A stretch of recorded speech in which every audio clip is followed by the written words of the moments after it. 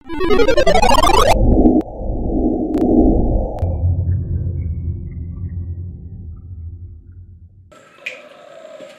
warahmatullahi wabarakatuh. Halo sahabat Semacam TV, selamat datang kembali di channel Semacam TV. Nah, pada kesempatan kali ini di siang yang mungkin cukup cerah ya, saya bersama salah satu seniman ataupun penggiat pengrajin batik yang ada di Kabupaten Sumeneb, yang mungkin namanya itu tidak kita ragukan kembali di bidang batik seperti itu. Mungkin lebih lanjutnya kita perkenalan, yang katanya anak-anak bahasa itu tak kenal maka tak sayang. Nah, kebetulan beliau sudah ada di samping saya. Mungkin kita langsung sapa dengan beliau. Mungkin namanya siapa, pengalamannya seperti apa. Assalamualaikum warahmatullahi wabarakatuh. Sebelumnya saya ucapkan terima kasih kepada adik ini yang sudah datang ke basecamp kami, galeri kami. Menjadi kebanggaan bagi kami karena ada salah satu pemuda penggiat yang masih tetap giat peduli terhadap khasanah kebudayaan yang ada di Sumeneb, dalam kurung batik ini. Nama saya Sugat Ibnu Ali. Teman-teman banyak yang memanggil saya Sugat, ada juga yang Ibnu gitu. Ya terserah enaknya teman-teman mau manggil apa gitu. Saya merintis apa ini, mau cerita atau gimana? Kita sambil sharing-sharing. Saya panggil Cak, Mas, Bang. Terserah panggil Cak. Panggil Cak aja ya. Ya. Cak, biar lebih akrab gitu ya. Biar. Siap. Namanya Cak Sugat Ibnu Ali. Itu nama asli apa memang nama panggilan dari teman-teman? Itu panggilan dari teman-teman. Kebetulan dulu kayak gini ceritanya. Nama asli saya kan Ibnu Ghazali. Cuman pada waktu saya kuliah, karena saya sering nyeleneh sendiri, lain sendiri gitu. Ada dosen saya, dosen bahasa Indonesia itu.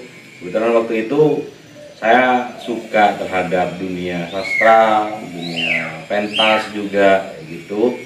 Ketika saya disuruh ke depan, saya menurut dosen itu bacanya keren gitu, bacanya bagus. Ketika disuruh baca puisi, disuruh penampilan apa, sehingga dosen saya waktu itu langsung bilang, kamu soge gitu. Soge itu dalam bahasa Madura. Dalam bahasa Indonesianya kan soge itu berarti gagah. Akhirnya soge itu dosen kembali dihaluskan lagi nama soge itu oleh dosen menjadi sugat gitu. Sugat itu soge atau gagah katanya. Ya sampai sekarang teman-teman, awalnya teman-teman kuliah dulu yang panggil saya itu sugat gitu. Berarti kalau semisal saya menyebutkan Cak Ibnu, teman-teman mungkin sedikit yang tahu ya? Ya, sedikit ya. Nama kondangnya berarti Cak Sugat ya? Keren. Iya. Berarti awal mula dipanggilnya Cak Sugat itu mungkin teman-teman sudah tahu semuanya. Awal mulanya itu ketika masih kuliah ya? Masih kuliah. Oke Cak. Ini kan sampean sebagai penggiat ataupun pengrajin batik ya Cak. Mungkin bisa dikasih tahu lah kepada sahabat-sahabat Semacam TV, awal mulanya merintis batik itu dari kapan? 2016, 2017. Awal mula itu kayak gini. Saya kan ngajar di salah satu lembaga yang ada di sini, ngajar madrasah aliyah itu setara dengan SMA. Waktu itu kan saya ngajar seni budaya. Di seni budaya itu ada yang namanya seni rupa di tema batik gitu.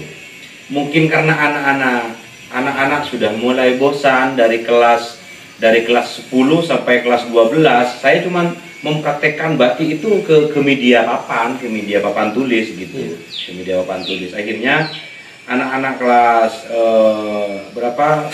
11 itu nanya ke saya, "Pak, kok cuman menggambar, yang batik beneran itu kapan?" gitu. Akhirnya saya pikir, oh iya ya, saya ngajar sudah beberapa tahun, prakteknya cuman ke papan, ke media papan, kapan kita membatik? Akhirnya saya usulan anak-anak itu saya bawa ke rumah. Saya tertekan lah istilahnya, tertekan. Lalu saya menghubungi kepala sekolah untuk bagaimana caranya untuk memfasilitasi anak tersebut. Sehingga kepala sekolah itu sanggup juga untuk membiayai. Dengan biaya kalau tidak keliru dulu 500 ribu itu pun untuk semacam observasi ke Pakandangan, ke salah satu pengrajin batik yang ada di Pakandangan. Sampai di Pakandangan ternyata kami sedikit kecewa karena sampai di sana itu kami tidak dikasih tahu ini bagaimana caranya, cuma dikasih tahu ini alatnya. Mungkin kalau prosesnya itu tidak dibocorkan ya? Mungkin iya. Jadi kami pulang dengan kekecewaan masing-masing gitu. sampai di kelas kita pikir lagi sama anak-anak, gimana yuk, nggak enak kan kalau kita minta sama kepala lagi gitu, sama kepala sekolah lagi gitu. Ada anak yang semangat ngajak iuran kalau nggak salah itu 15.000 semua siswa. Jumlahnya berapa? Siswanya? Siswanya 18 siswa gitu iuran, ya terkumpul sekitaran 200-an gitulah, 200-an. Ayo kita coba beli kain batik, beli kain polos ke Pamekasan gitu. Kita ikuti pakem yang ada di buku ini. Akhirnya terkumpul uangnya, kita coba berangkat ke Pamekasan, kita langsung praktek dengan mengikuti pakem yang ada di buku tersebut gitu. Akhirnya kami itu kaget gitu, hasilnya kok keren gitu, hasilnya kok bisa ya, kita kok bisa gitu. Padahal masih pemula ya kan, belum tahu apa-apa gitu ya. Iya, akhirnya saya bahagia, saya nggak nyangka juga gitu. Pulang dari sekolah nyampe rumah, saya bilang sama keluarga gitu, kita punya uang, punya dana segini, punya modal segini, kalau nggak salah modalnya itu 1 juta. Ayo coba kita rintis batik gitu. Ya keluarga setuju, ya akhirnya dimulai pada tahun itu juga gitu, sampai sekarang.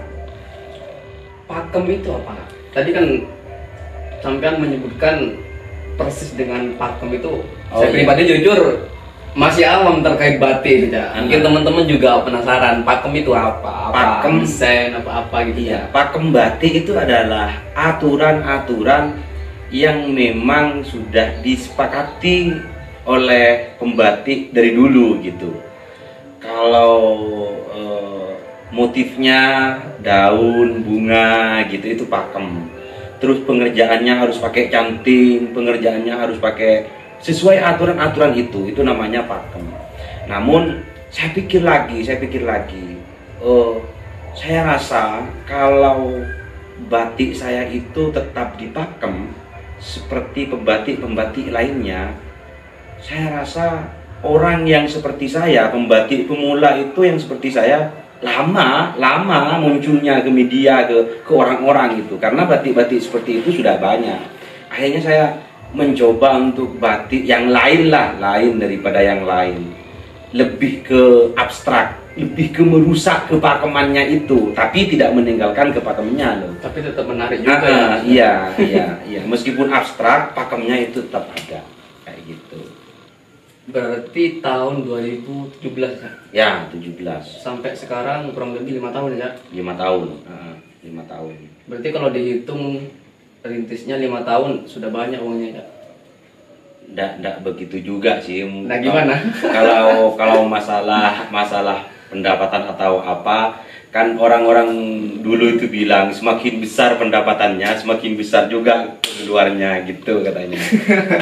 Orang Madura itu ngucap mular aja jadi ngeraja pacar renah katanya gitu.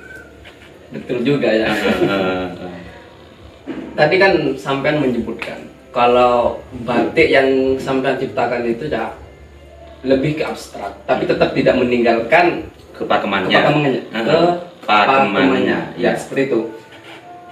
Nilai jualnya ataupun hal yang menarik dari batiknya sampean itu apa ya? Mungkin kalau kita lihat dari batiknya Sumenep, misal motifnya seperti kuda terbang. Kalau dari sampean yang hal menarik dari batiknya itu apa ya?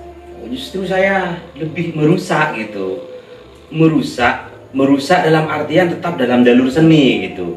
Kalau ada kuda terbang, saya tidak mau kuda terbang itu persis seperti kuda terbang yang ada di Sumeneb gitu. Saya lebih cenderung merusak, biar ada selera lain gitu. Nah, ketika tampil sebuah gambar abstrak, maka orang itu cenderung punya penafsiran lain. Itu kayaknya bukan kuda terbang, itu kayaknya ini, itu kayaknya. Nah, itu yang saya dapat, yang saya tangkap dari konsumen gitu. Seperti orang-orang luar negeri itu, orang-orang luar negeri kayak kayak kemarin itu batik saya ada 8 lembar lari ke Amsterdam gitu. Lari ke Amsterdam. Ternyata batik nyampe di sana punya saya itu tidak dibuat baju. Yang 8 itu hanya 2 yang dibuat baju. Lainnya itu dikasih bingkai ditaruh di rumahnya. Berarti dibuat pajangan. Dibuat pajangan. Setelah saya tanya, kenapa kok ini? Itu katanya lebih asik dipandang gitu. Karena setiap orang yang memandang itu punya penafsiran lain. Kayak gitu katanya. Berarti kalau kita menciptakan hal-hal yang abstrak itu, penafsiran seseorang itu tidak langsung misal ini gambar kuda, ini gambar sapi seperti itu. Iya. Masih banyak pemikiran-pemikiran yang lain. Iya. Jadi dalam konteks batik abstrak ini, istilahnya yang membuat karya itu bukan semenang-menang gitu. Artinya setelah membuat itu dipasrahkan sama konsumen. Terserah konsumen itu mau menganggap batik itu dengan tema apa, dengan judul apa. Justru saya sendiri tidak pernah membuat tema atau judul. Bahkan lebih ke konsumen sendiri, pembeli sendiri yang memberikan tema. Oh, ini temanya ini, kayak gitu yang sering. Berarti anggaplah menerima request gitu ya? Ya, bisa kayak gitu. Terus untuk imajinasinya itu ya, timbulnya dari apa-apa? Kadang seorang penulis ataupun penyair harus menunggu galau terlebih dahulu. Kalau sampai itu harus menunggu apa untuk menimbulkan imajinasinya? Oh gitu. Iya. Saya kan kayak gini, batik saya itu kan masnya kan nggak nanya tadi, adanya nggak nanya kan, batik itu namanya apa? Ya. Nama batik ini kan Kombung Batik. Kenapa Kombung? Kombung itu selain nama dusun saya, dusun Kombung.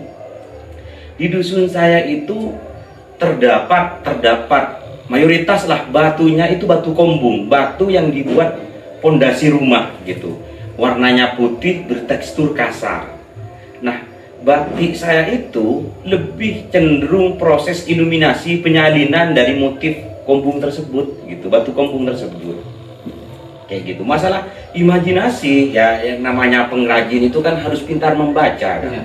Membaca alam lah, membaca suasana, membaca isi hati, pikiran. Kalau pikiran sedang lagi indah-indahnya gitu, ya hasilnya pasti lebih plus gitu. Berarti sebaliknya, kalau misalkan pikirannya itu ya pikiran lagi ruwet atau apa, ya saya berhenti gitu. Ketimbang hasilnya nanti ruwet juga. Berarti gitu. Tergantung dari pikirannya ya. Misal indah, ya hasilnya juga akan sedemikian indah juga. Iya, gitu. Berarti misalkan nih, saya request, misalkan hati saya sedang kacau gitu, hasilnya apakah sedemikian kacau juga? Bisa. Ini maksudnya adik yang kacau atau siapa yang kacau? Saya. Oh, nggak bisa. Maksudnya saya kan nggak bisa merasakan kekacauannya sampean kan? Tapi kan gitu. setidaknya sampean bisa mengalami lah seseorang itu kacaunya seperti apa. Oh gitu. iya, kan lain kan. Setiap nurani manusia, hati manusia kan itu kan lain. Capaian kekacauannya itu kan lain kayak gitu. Kayak gitu. Contoh kemarin kan ada bencana alam ya, semoga cepat kembali seperti semula.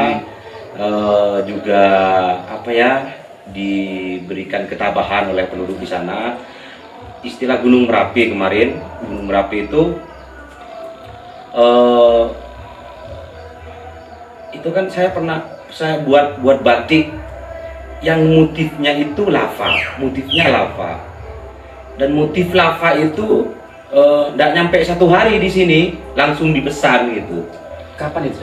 Ya Sebelum kejadian gunung meletus itu? enggak Setelahnya? setelah. Enggak tahu kenapa gitu, saya batik waktu malam itu saya cenderung larinya ke lava gitu. Kayak lilin atau malam batik itu apa ya, sedang ngalir gitu deras seperti itu. Ya akhirnya setelah selesai batiknya enggak nyampe 1 hari di sini laku gitu. Jadi intinya kembali lagi bahwa pengrajin itu harus pintar membaca keadaan kayak gitu. Terus gini Cak, perbedaan, anggaplah tadi kan teman-teman sudah tahu kalau batiknya Sampan itu lebih ke abstrak, tapi tetap pakamnya itu sesuai Cak. Bedanya dengan batik-batik yang lain itu apa Cak? Bedanya dengan batik yang lain, kalau batik yang lain mungkin kalau pakem itu kan harus ada sketsa terlebih dahulu, ada gambar terlebih dahulu. Ini kain ini mau di motif apa, itu harus ada gambar. Setelah itu prosesnya pemalaman, terus pewarnaannya juga tidak sembarangan gitu dengan proses colet. Kalau abstrak tidak, kalau abstrak itu cenderung langsung ekspresionis, ekspresi apa yang keluar dari ekspresi tubuh kita gitu, tubuh pengrajin gitu. Jadi ada sebidang kain, ya langsung ekspresikan saja gitu, main gitu. Tapi kalau sudah pengalaman ya Cak, mungkin Ya. ya walaupun sudah ada di pikiran kita, seindah mungkin kalau tidak pengalaman di batik, Iya, ya kacau juga sih. Awalnya kan kayak gitu, mau digimanakan kain selebar gitu kan kosong gitu. Enggak, tapi sesudah beberapa tahun itu kain dibentang itu kayaknya sudah ada gambar gitu. Tinggal ikuti saja. Akan-akan ada bayangannya. Cak. Iya. Keren. Terus gini Cak, awal mulanya Sampan itu, ini kan berbicara tentang abstrak Mas ya. Untuk menyalin apa yang ada di pikiran Sampan itu, apakah harus menciptakan sketsa terlebih dahulu Pak? Tidak. Untuk pertama kali awal mulanya. Enggak. Apa langsung seketika langsung? Langsung. Terkadang kan anak saya yang kecil itu yang umur berapa, kelas 5 sekarang, kadang itu yang memulai. Setelah saya mumet pikiran, tidak dapat ide, saya panggil anak-anak, sini gitu. Pegang kuas. Kalau abstrak kan rata-rata selain pakai canting itu pakai kuas, proses pemalamannya itu pakai kuas. Ya, Lukis? Kuas lukis. Jadi anak-anak celup ke malam langsung ekspresi kayak gini langsung gitu. Tinggal nanti saya yang mengembangkan hasilnya anak-anak itu. Berarti secara tidak langsung Sampan ini juga membantu memperbaiki juga ya? Ya. Jadi saya mengembangkan gitu. Terus gini Cak, ini kan sudah 5 tahun berjalan Cak. Yang mengangkat nama Kampung Batik ini apa ya? Soalnya kan saya datang ke sini, secara tidak langsung saya baca di media, di Facebook dan IG ada Kampung Batik. Terus unggahnya itu kok keren ini batiknya seperti itu. Terus ada teman-teman masukan juga, coba kamu ke Ladaya, ke Kampung Batik, batiknya keren. Saya coba lihat di IG itu Kampung Batik, ternyata keren. Terus selama 5 tahun yang menjadikan Kampung Batik itu anggaplah lebih dikenal orang lain untuk apa ya? Mungkin ada salah satu batik yang bisa mengangkat Kampung Batik. Oh gitu. Iya. Apa ya? Ya prosesnya mungkin yang produktif, mungkin prosesnya mungkin yang produktif gitu. Kalau motif sendiri itu tidak ada sih motif yang, soalnya motif itu kan saya tidak bisa menentukan selera gitu. Kadang motif menurut saya itu bagus, ternyata menurut pembeli itu kurang cocok. Justru ada batik yang anggaplah kurang bagus menurut saya, itu laku pertama gitu. Cuman dulu tahun 2000 berapa? 2018 atau 2019 saya kan ada festival batik Sumeneb gitu. Festival batik Sumeneb saya ikut karena teman-teman banyak mendorong saya gitu. Padahal saya sebenarnya tidak mau gitu karena masih pemula gitu. Saya beranikan diri waktu itu lombanya motif marungki, daun kelor gitu, daun kelor. Akhirnya saya beranikan ikut. Ya alhamdulillah waktu itu saya juara 1 gitu. Saya juara 1. Keren ya. Saya juara 1 dan marungki tersebut sejauh ini ya dibeli pembesar orang-orang Sumeneb gitu, motif marungkinya gitu. Kalau keluar kota lebih cenderung pada yang motif abstrak sendiri gitu, yang lebih diminati. Juara 1, keren ya. Yang mengadakan itu ya Sumeneb pas hari jadi tahun 2019 atau 18 gitu, lupa saya. Saya itu kan banyak kan sudah orang-orang kayak di Sprindak, kayak dinas-dinas itu. Saya ketika ada pameran di luar gitu, saya sering dihubungi untuk ikut gitu. Kayak pernah saya ke Grand City Surabaya pameran di situ. Batik saya itu waktu itu alhamdulillah gitu, bukan sombong ya, sombong. Alhamdulillah dari kebanyakan batik yang lain punya kumbung batik itu banyak lakunya, sampai ibu gubernur itu sama istrinya wakil gubernur itu sampai memborong gitu. Berarti yang mengangkat nama kumbung batik di sini itu perbedaannya mungkin yang lain ya perbedaan lebih ke abstrak. Kalau yang lain mungkin harus sketsa terlebih dahulu ya. Kalau misal daun ya tetap daun ya. Ya sebenarnya batik itu kan sebenarnya tidak ada macam-macamnya gitu, cuman ada yang pakem kontemporer, yang abstrak kayak gitu. Itu kan ciptaan dari senimannya sendiri gitu. Ya batik cenderung ke motifnya saja gitu. Setiap daerah itu kan pasti punya kebudayaan dan tradisi masing-masing, sehingga pengrajin itu menyerap dari kebudayaan tradisi tersebut disalin menjadi batik gitu. Misalkan Sumeneb keris, kuda gitu. Cenderung kalau Sumeneb, kalau Madura itu kan warnanya yang cerah-cerah gitu. Kalau di sini itu warnanya ngepop gitu, batiknya ngepop, cereng-jreng gitu. Merah, biru, kuning kayak gitu. Berarti tidak monoton ya. Kadang kalau misal ada di suatu daerah misalkan Jawa Timur, ya kalau tradisinya ataupun budayanya A misal, ya tetap monoton A gitu ya. Terus untuk prosesnya itu ya.